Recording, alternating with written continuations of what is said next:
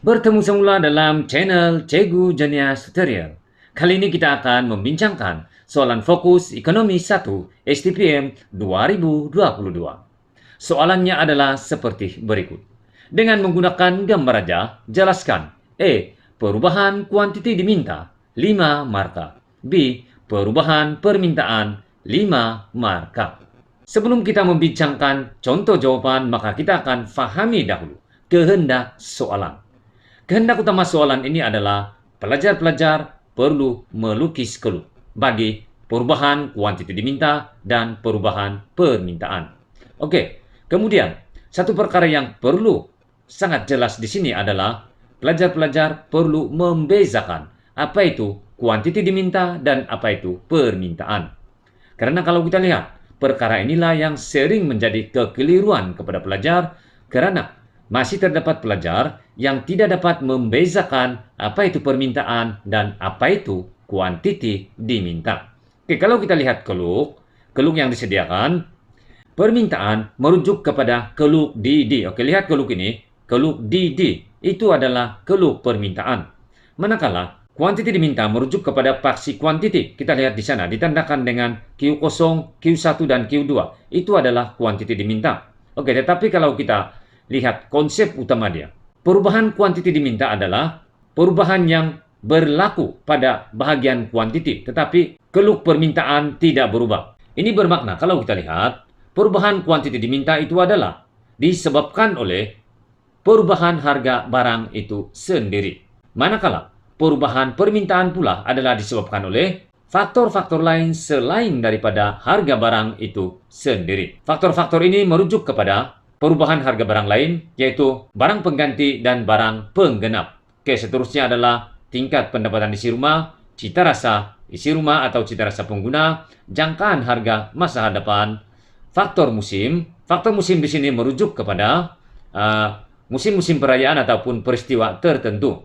Oke, sekarang kita akan lihat contoh jawaban.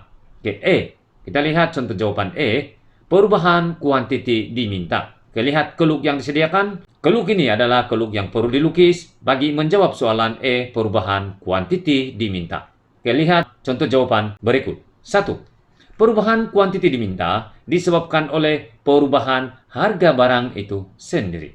Ini menyebabkan pergerakan di sepanjang keluk permintaan yang sama. 2. Pada harga asal P0, kuantiti diminta adalah Q0. Jika harga meningkat dari P0 ke P1, kuantiti diminta berkurangan dari Q0 ke Q1. Sebaliknya, jika harga menurun dari P0 ke P2, kuantiti diminta meningkat dari Q0 ke Q2. 3. Pergerakan dari titik E kepada titik B disebabkan oleh peningkatan harga barang itu sendiri. Pergerakan ini dikenali sebagai penguncupan permintaan. 4. Pergerakan dari titik E kepada titik C disebabkan oleh penurunan harga barang itu sendiri. Pergerakan ini dikenali pengembangan permintaan. Oke, seterusnya kita akan lihat contoh jawaban B, yaitu perubahan permintaan. Oke, sekarang lihat keluk di bawah. Ini adalah keluk yang perlu dilukis bagi menjawab soalan B, yaitu perubahan permintaan. Jadi kalau kita lihat di sana, terdapat 3 keluk permintaan, yaitu DD0, DD1, dan DD2. Oke, sekarang kita akan lihat contoh jawaban. 1. Perubahan permintaan disebabkan oleh faktor-faktor lain selain harga barang itu sendiri. Ini menyebabkan peralihan keluk permintaan ke kiri dan ke kanan. 2. Keluk permintaan asal adalah DD0. Ketika ini, harga adalah P dan kuantiti diminta adalah Q0. Andaikan pendapatan isi rumah menurun, maka kuasa beli isi rumah juga menurun. Kesannya, permintaan berkurangan dan keluk permintaan beralih ke kiri dari DD0 ke DD1. Pada tingkat harga yang sama, kuantiti diminta menurun dari Q0 ke Q1. 4. Jika pendapatan isi rumah meningkat, maka kuasa beli isi rumah meningkat. 5. Kesannya permintaan bertambah dan keluk permintaan beralih ke kanan dari DD0 ke DD2. Pada tingkat harga yang sama, kuantiti diminta meningkat dari Q0 ke Q2.